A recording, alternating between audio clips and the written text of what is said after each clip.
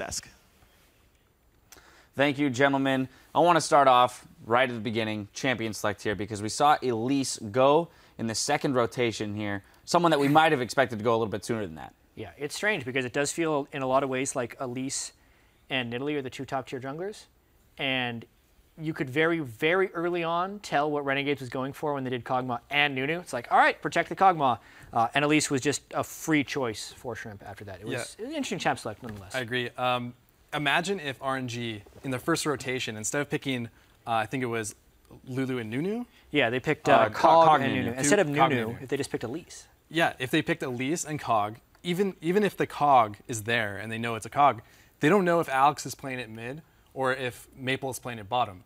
So you can make your team comp a Poe composition with the Elise and the Kog'Maw mid, or you can have it on bottom and do whatever you want with it. But Elise and Kog'Maw would make a lot more options for them in team comp, and they just kind of choke themselves into one composition right off the bat. Yeah. Right, it also put them into the situation where they needed to get to late game. They needed to scale. But Coast, as we saw, got ahead very early on in this game. Yeah, well, one thing that can be said is Coast has had a tendency to not be able to close games. So in that sense, the Kog'Maw made maybe a little bit more sense with the Nunu say, we're going to get to 45 minutes and then Kog'Maw is going to kill everyone.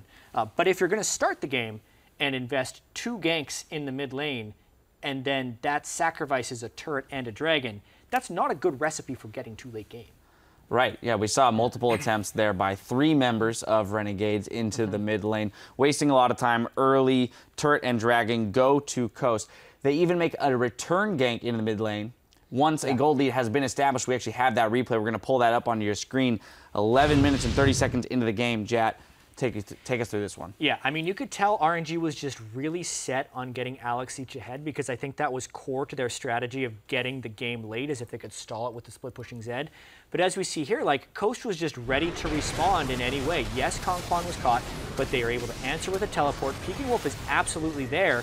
They have the exhaust to delay the kill in the first place. Shrimp was able to match Crumbs, and Elise is a better skirmisher than the Nunu in that situation. And off of those players being low, they picked up 2 more turrets on top of trading the kills. And even then, that gank middle lane, Crumbs got the kill, so Alex didn't even get ahead there. He didn't gain anything. He just got, I don't know, maybe 25 gold off the assist. And the person who got more ahead there was Chris for Coast. We saw this massive disparity between the 2 top laners. RF was just getting manhandled on that Lulu by Chris, and it kind of relegated the rest of Renegades to having to clear waves the entire time because of the pressure that was on the map. Yeah.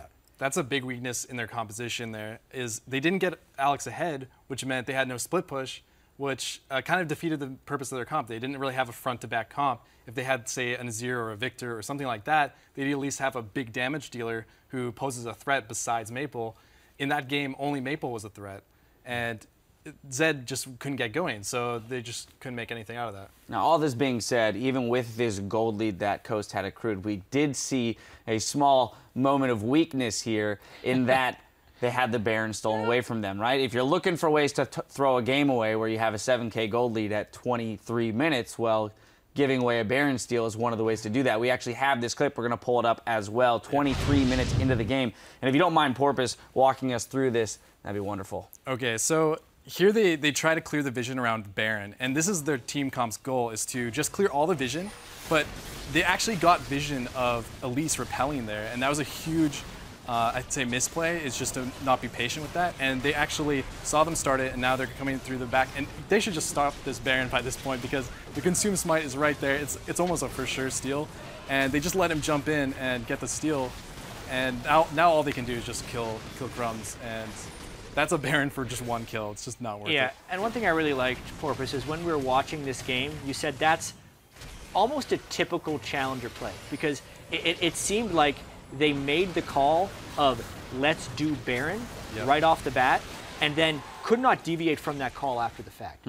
Even when they saw the Nunu, you have a Korean-speaking jungler, you have a call where you think you're doing Baron clean, and you can make it go. I think that just roots from a little bit of a lack of confidence that if we pull off of this, we can just get it later. We can do more plays later. But they felt like they had to do it now. Yeah.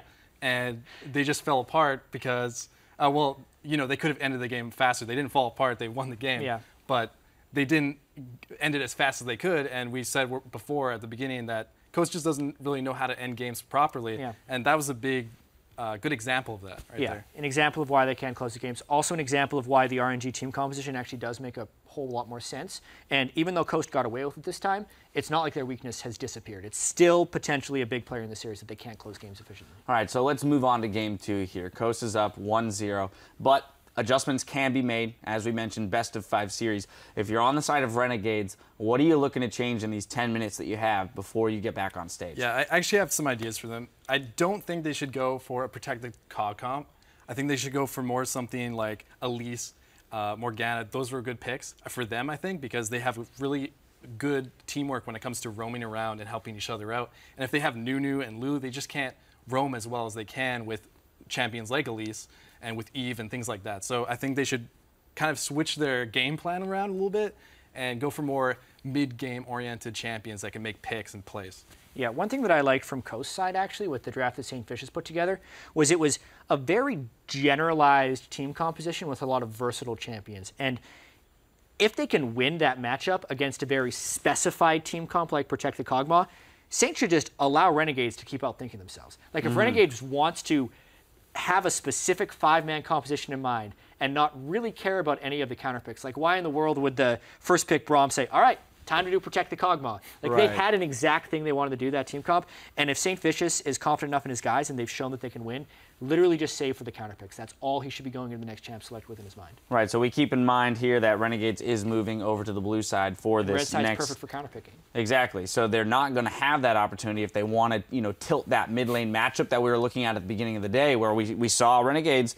They were also trying to focus that mid lane matchup. Without this counter pick now, what you do wonder, where are they going to pivot to? Are they going to go trend earlier in terms of scaling earlier mid game, like you mentioned, because the Kog'Maw clearly didn't work out. You can't give up 7K gold leads, when you're looking to go to 45 minutes into the game. Not really at all. Well, yeah, in no situation is the 7K gold lead, something that you just want to offer up to people. But anyway, we'll see if those teams can make the proper preparations moving into game 2. We're going to step away while they do so. Match 2 begins between Renegades and Team Coast in just a bit. Don't go anywhere.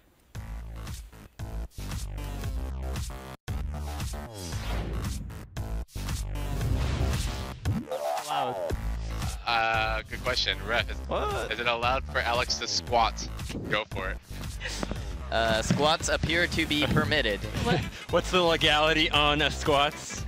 TP comes in a bit late. Remilia, one hit from dead, can't quite reach. There's the hop. There's the Q. Boomerang from downtown. He's got Black Shield on. He's gonna get it. Crom steals the Baron, but now what's gonna be the backside of this one? Gets chunked down, can't steal enough. Gets killed off, but there's still more kills coming through. It's a 4 for 2, all said and done. Crum's gonna be the 5th, and that means Baron. Ulting. Careful. I'm on turn. Go. Eyes on you. Help me. Turn. Right here. Peel back. And game 1 goes to Coast.